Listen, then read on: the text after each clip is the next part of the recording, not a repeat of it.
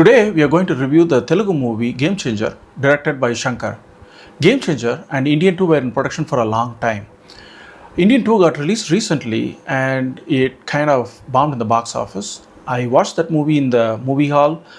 Believe me, it was not a pleasant experience. After this episode, I was not sure I should go and watch the Game Changer or not. I watched the trailer of this movie. It was okay. The songs were really good. So I took a gamble and watched Game Changer. How was this movie? Was it like Indian 2 or is Shankar back in his groove? Let's discuss that in today's review. If you are new to our channel, don't forget to hit the subscribe button. Here is the story of this movie without much spoilers. Charan is the IAS officer, Kiara Advani is his love interest, Anjali is his mom. S.J.Suryah acts as a villain in this movie. He is a minister in his father's cabinet. His father is the CM. He aspires to become a CM in some point in his life. S.J.Suryah is a corrupt, crooked politician. He has a lot of illegal activities happening around him. And Charan is a honest IAS officer. He is also short-tempered. When these two characters come together and face off, there's going to be a lot of fireworks, right? In an interesting twist of events, Charan becomes the CM. S.J.Suryah's dream of becoming CM gets shattered, and what S.J.Suryah does about it is the rest of the movie. The screenplay of this movie is like any other Shankar movie screenplay.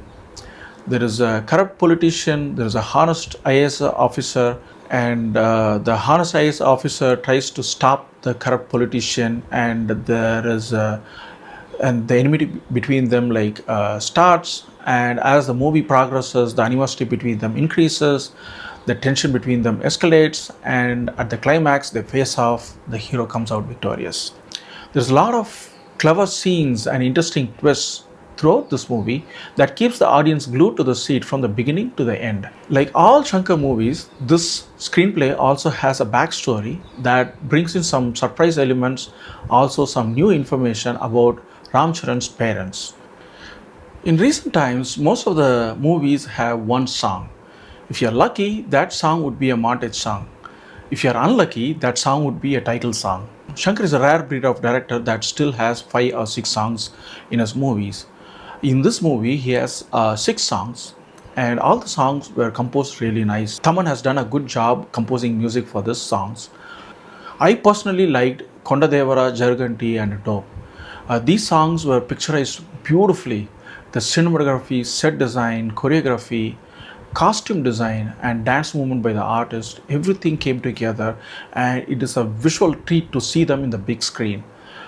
I think the songs by themselves should pay for the movie ticket. Charan has performed really well in this movie. Be it face off with the villain, or like subtle romance with the heroine, or some emotional scenes with his mother. He has done it well, like in all these areas. S.J.Suryah as a villain in this movie has performed really well. He has come up with some nice mannerisms and gestures to elevate this character and make this character relatable. Some of the movies he goes overboard in his dialogue delivery and performance, but in this movie he has stayed within the limits, and because of that this character was very impactful. Kiara Advani's character does not have much scope for acting, but she compensates that with her screen presence by wonderful costume design and makeup. She looks like $1,000,000 in this movie. Similarly, Anjali's character also has very little scope in this movie, but she has created a much bigger impact by her acting performance. Shankar's direction in this movie is also good because he explores various emotions, and also he explores the highs and lows of this movie really well. So Hannibal, is it worth watching this movie?